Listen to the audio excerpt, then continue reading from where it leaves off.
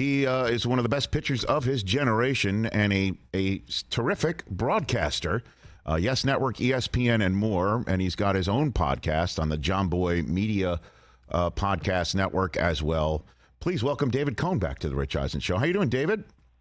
I'm doing good, Rich. How are you? I'm doing great, man. I am doing great. Where have I found you? Are you in Colorado with the Yanks now, or where are you right now? Where have I found you? No, I'm going to join them out in Anaheim next week. Okay. Sunday Night Baseball is in Anaheim too. The Astros and Angels on Sunday night, and then the Yankees come in for the week. So I'll be there all week. All right, you'll be there. Please tip your waitress. He'll be there all week. Try the veal. Okay, David, let's get into it. Ohtani starts tonight against the Astros, and then he will have a start against the Yankees, which will be a media circus, to say the least.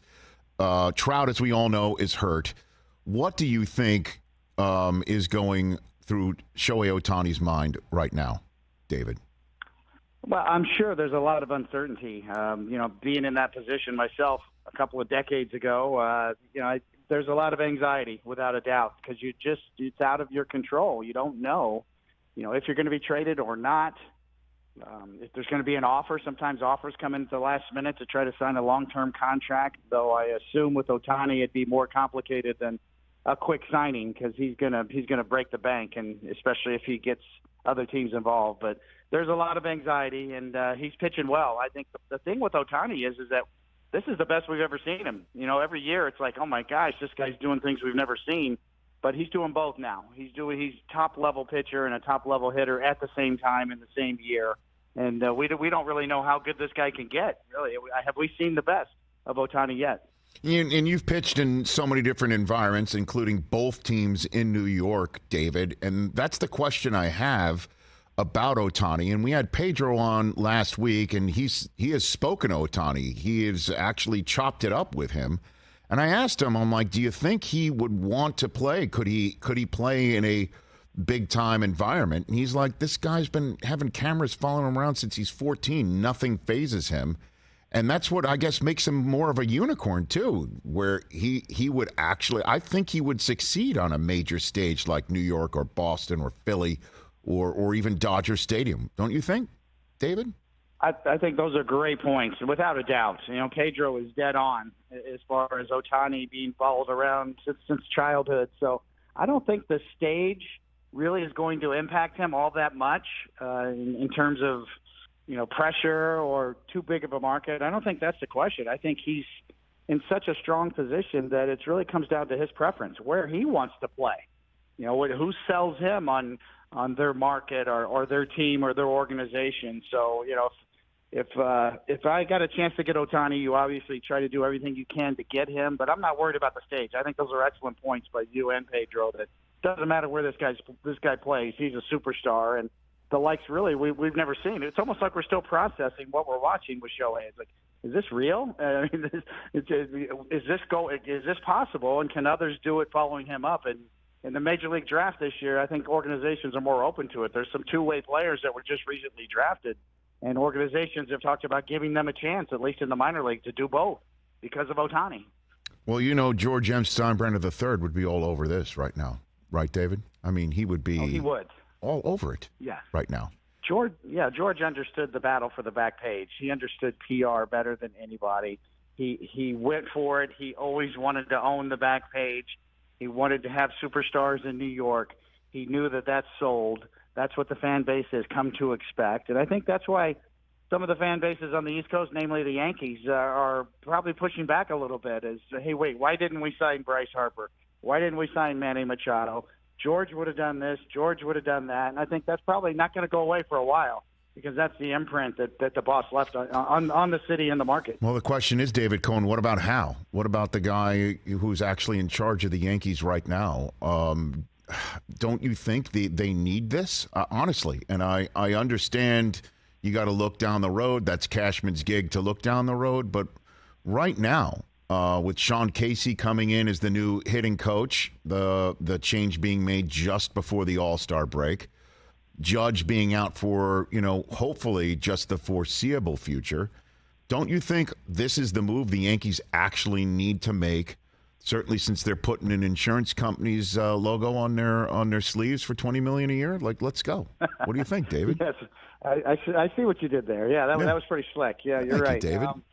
It would be explosive. If the Yankees landed Ohtani, it would just light up the fan base. It would light up Major League Baseball. And to be able to potentially get Ohtani into postseason on that postseason stage is huge for Major League Baseball in and of itself, really, for baseball all over the world. It would be a tremendous asset to grow the game. So, yes, does it need to be done? Can it be done?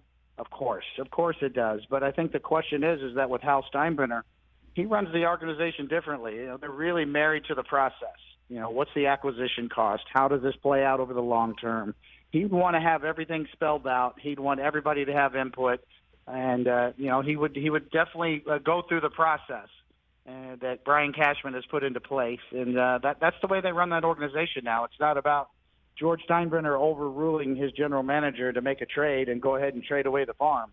That we saw many times in the 70s and 80s. That's not run that way. So as important as that trade would be, it would still have to go through the process that the Yankees have in place. David Cohn right here on the Rich Eisen Show, ESPN Sunday Night Baseball analyst. The best team you've seen in person, David, this year is which? It's the Atlanta Braves. I mean, that's an easy answer right now. They're loaded top to bottom. Their lineup is circular, 1 through 9, more than any other team in the big leagues right now. And I have a feeling, too, that they're going to be active to try to add some pitching, maybe some starting pitching at the deadline. But they also have one of the best young power pitchers in Spencer Strider. And Max Fried, a young lefty, is going to be back, too, in the second half and down the stretch line. And he's a good one, too, and postseason tested. So it's the Braves, and it's probably not even close. Not even close. Okay. So who would be second then? A close second for you? Well, I think that there's kind of the rest of the fray, so to speak. Mm-hmm. I believe that the Dodgers are underrated. Everybody thought this would be the year that they would fall down and fall back to the pack, but they still have Freddie Freeman. They still have Mookie Betts. They still have a great farm system that keeps feeding them players. So, I think the Dodgers are very underrated in that regard. The Tampa Bay Rays were the darling of the first half, but they've had their share of injuries, and they've lost 3 really quality starting pitchers. So I'm not sure how they finish up, although their offense is really good as well. So, the second place is kind of hard at this point to say. I think it's as yet to be determined in terms of who that's going to be. But I know who number 1 is. And they're down south in Atlanta. David Cohn here on the Rich Eisen Show. We were talking earlier, again, we were talking to Pedro earlier this week, David, and yesterday was the 24-year anniversary of the 99 All-Star Game, where the All-Century team was announced by Kevin Costner, and then Pedro took the mound, and it was electric in that stadium. And he pitched 2 innings, and he struck out 4 of the 6. And everybody wanted him to come out for a 3rd inning, and he didn't. And who took the mound instead that night, David, in that All-Star? Yeah, I followed up Pedro. That's tough act to follow, right? Yeah, very tough act to follow. What was that like, man? What was that like to follow that act, David? It was incredible. It was because it was Fenway Park. And Ted Williams was in the middle of the diamond before the game. Yeah. Everybody circled him as they kind of wheeled him out in a wheelchair, and he just lit up. And the thing about Ted Williams is he knew everybody. He was current. He watched every game. He knew people by their first name.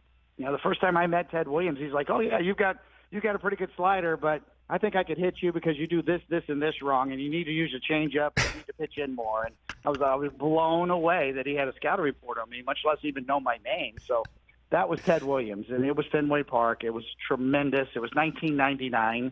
There were songs written about partying in 1999, right? I mean, it was just incredible. It was an incredible feeling to have that game at Fenway Park. Yeah, right. And then and the lineups that night too. I just remember because I was behind home plate, David. I was the host of ESPN Radio's coverage of Major League Baseball, and it was my job to kind of describe what was happening in that pregame all-century team moment, especially because, as you pointed out, as soon as Ted Williams threw out the first pitch ceremonially to Fisk, I was standing behind Carlton Fisk, and the place was going nuts.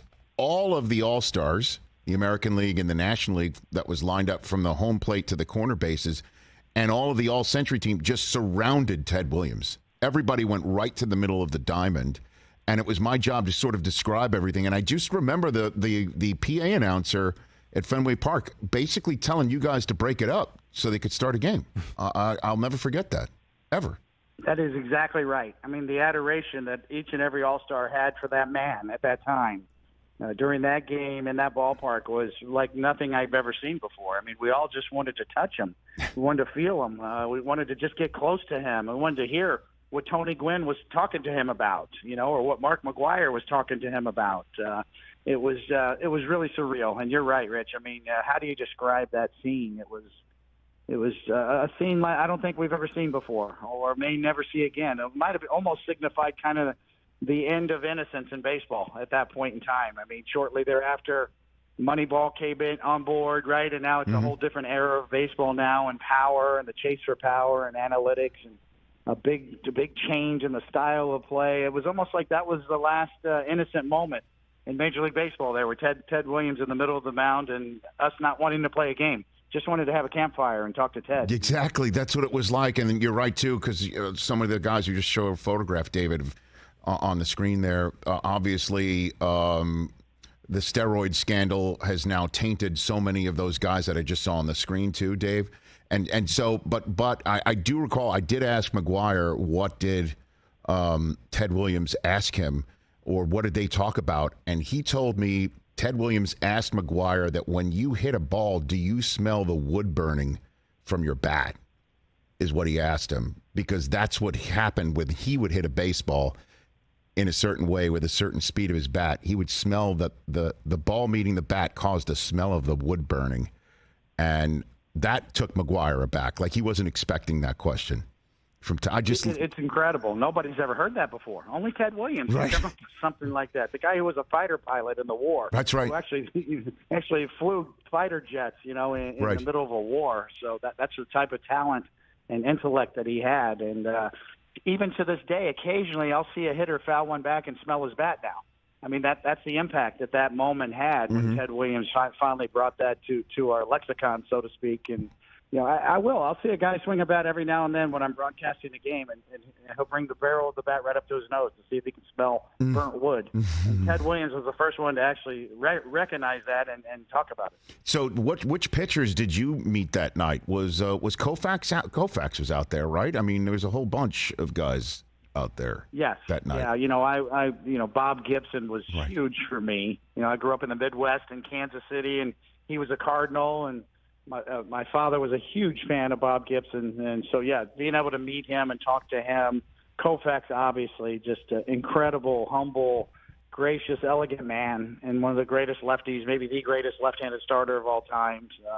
And even the current guys. I got a kick being around Pedro and watching him warm up and pitch in that game. And as you said, I followed him up, and what a tough act to follow. But I was enamored with the current stars too, as well. Much less, all the all-century team that was there. A big guy, too, was Robin Roberts, was a big favorite of mine, too, and a great guy to talk to as well. What about old-timer days in Yankee Stadium? Did you meet Whitey, Yogi? You got a good story on that front, David? All of them were so good. Hank Bauer and Moose Scowen were two of the nicest, best guys to talk to. And I remember Yogi, and I was talking to them about all the World Series, and did they ever feel sorry for the Brooklyn Dodgers? And they were like, hell no. We hated those guys. And I remember asking Hank Bauer about the Copacabana, the big fight, the off-the-field fight at the Copacabana. And I said, Hank, was that you? And he looked at me and said, kid, you ain't talking. I didn't talk then, and I ain't talking now. So I couldn't get the famous Copacabana story out of Hank Bauer. You tried, though. Even though people kind of think he was the guy. You tried. I remember a night, too, if you don't mind me going down memory lane a little bit here. There was a baseball writers' dinner, and I was in the audience, and you were up on I think it was you on the dais with Jeter and I think Clemens, like the whole day, and George and Torrey. And there was a comedian up there named Bill Sheft. I don't know if you remember this moment, but he went up there and he goes, Chuck Knobloch, and obviously Chuck, was having problems throwing to first base. And he says he's got so many throwing problems, we should send him to Cuba to overthrow Castro. Do you remember that line, David? I do remember that. Yeah. And I remember sitting there. I remember sitting there watching both sides of the podium. On one side of the podium was George and Torrey. They weren't laughing at all. And I looked at the other side. I think it was like you and Wells and Jeter or whatever. And you were trying not to laugh like in front of the substitute teacher. Yeah, that was hard. That was a great line too. It was a really good line. You remember that one? Hard. You got to give the comedian props. He comes up with a good one. So. Oh, David, great times chatting here. I greatly appreciate it. So based on your thoughts going into the second half of the season, it's the Braves' world or title to go lose, basically, based on their roster and the way that they're playing and what you've seen in the first half. Is that a fair assessment? They absolutely have to be the favorite right now. They clearly are the favorite. They're the deepest team going right now. They all, they have tremendous resources in a new stadium down there. They can be as active as they want during the trade deadline. The trade deadline will be interesting this year. I'm not sure if there'll be any big bangs unless Ohtani gets offered up by the Angels. But I think the Padres are still in it too. I think they might get aggressive rather than sell. Derek Jeter talked about maybe the Yankees going for Juan Soto. I'm not sure that the Padres are going to do that. I think they're going to continue to try to push forward and maybe even add. So it might be a dud of a trade deadline, with all this talk. And if that happens, that plays in the Braves' favors. That makes them even more of a number one handicap right now. Unless Ohtani moves. I mean, what's your spidey sense on that? If somebody who's been a deadline ace moved before, David? Yes. I have a hard time believing that the Angels have the mindset to do it. I think they missed the window last year to potentially do it and give a team a year and a half of Ohtani, and the return would have been much better. Artie Moreno, the owner, has kind of waffled on whether to sell the franchise or not. He's back in now, saying he wants to recommit himself. Perry Maniason, the general manager's job is on the line. He doesn't want to trade Ohtani. Phil Nevin, the manager, doesn't want to trade Ohtani. I don't know that they have the stomach to do that. I'm not sure that they can pull the trigger and actually put Ohtani out there and get an offer that they can sell to their fan base. And then last one for you, David. We just mentioned the 24-year anniversary of the All-Star Game in 1999 that you were in, and what a great night that was. Your first start after the All-Star Game, the 24-year anniversary of that, was that the perfect game for you, David? It was. It absolutely was. Yes, it was that Sunday. The All-Star Game was a Tuesday night, and that following Sunday, I started the game against the Montreal Expos on a Sunday, and it was the beginning game of the series. Montreal was, I think, in Baltimore the night before, and we actually started a series on a Sunday, which is very rare, and Montreal was up late and got to New York late, and they got to the ballpark, and I'm not even sure they took batting practice. And then during the game, they swung at everything I threw up there. They did, huh? Swinging. They kept swinging, and I was throwing sweepers before we called them sweepers. And that's my story, and I'm sticking to it. So did you wake up feeling good, or when did you kind of realize it, David, that this was going down or you could do this? I think that, probably when you get past 5 innings, it starts to creep into your mind, and then 6th and 7th inning. When you get through 7, it gets serious. That's when Tim McCarver starts telling people to call your friends and call your folks. And before the game, it was Yogi Berra Day, and Don Larson threw out the first pitch on Yogi Berra Day at Yankee Stadium. And before the game, I was warming up. I didn't even pay attention to warm-ups. I just got my arm loose and watched Yogi and Carmen Berra right around the ballpark in a convertible Thunderbird, and just everybody was so happy that Yogi was back. And then at the end of the day, I threw 88 pitches, and Yogi's number was number 8. So go figure. If you believe in baseball gods or not, or fate or not, I don't know. I don't know what the hell I believe in, but I know I threw 88 pitches on Yogi Berra Day. And Don Larson was there, for crying out loud. Come on, I forgot about that. Yeah, Don threw out the first pitch. And then you went ahead and pitched a perfect game in Yankee Stadium. Holy was meant to be that day. Cow. Yeah, he threw out the first pitch to Yogi, and Yogi was using Girardi's glove. And then Yogi sort of blessed Girardi's glove and handed it back to him. And then we took off. And where's the baseball now? You got that somewhere? Where's that? Hall of Fame, right? The Hall of Cooperstown asked for it, so the jersey and the ball went right to Cooperstown. Fantastic, David Cohn. You're the best, man. Thanks for the call. Let's do this more often. Look for more of my calls. Great hearing you on Sunday nights, and I greatly appreciate this, as always. Anytime for you, Rich. We go way back. We sure do, Love your David. work. Big fan of you. Thanks, pal. Right back at you. That's David Cohn of so many outlets, and, of course, so many great memories right here on the Rich Eisen Show. If you don't think baseball gods exist after hearing those things, I don't know what to tell you. That's amazing. I had forgotten. I remember Don Larson was there. Can you imagine you throw a perfect game in Yankee pinstripes in Yankee Stadium with Don Larson in the building on Yogi Berra Day, and the glove that Yogi used to catch the ceremonial first pitch from Don Larson was the glove of the catcher who caught your perfect game with 88 pitches, the exact first and second numbers matching Yogi's uniform. I mean, yeah, baseball gods exist. Catch the Rich Eisen Show every single day on the Roku channel, 12 to 3 Eastern, for free.